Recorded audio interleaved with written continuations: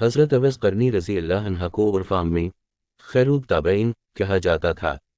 ان کے صحیح نام اور لقب کے بارے میں مختلف آراء ہیں، تاہم ان کا نسب عام طور پر ابو امرو اویس بن عامر بن جوزا، عبداللہ بن مالک بن امرو بن سعد بن اسوان بن قرن بن رومان بن ناجیہ قرنی ہے۔ حضرت اویس قرنی رضی اللہ عنہ کی ولادت قرن نامی گاؤں میں ہوئی اور یہیں آپ نے اپنی زندگی بسر کی۔ جوانی میں ہی اس نے اپنے والد کو کھو دیا اور اس کی ماں بھی انتہائی بوڑھی اور کمزور تھی۔ اس نے اپنا وقت اپنی ماں کی دیکھ بھال میں گزارا۔ اس نے اونٹوں کی دیکھ بھال کر کے اپنی روزی کمائی اور اس طریقے سے جو کچھ کمایا وہ اپنی ماں پر خرچ کیا۔ اس کے بعد جو کچھ بچا تھا وہ حضرت اویس قرنی رضی اللہ عنہ نے صدقہ کر دیا۔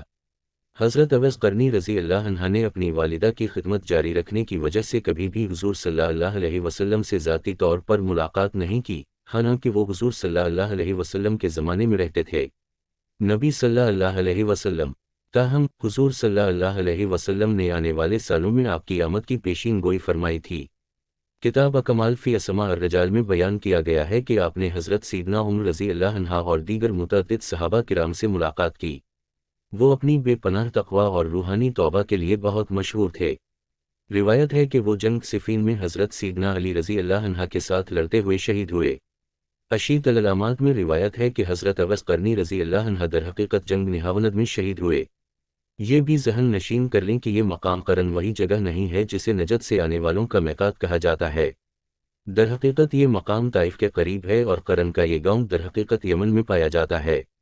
یہ ایک چھوٹا سا ضلع بھی ہو سکتا تھا۔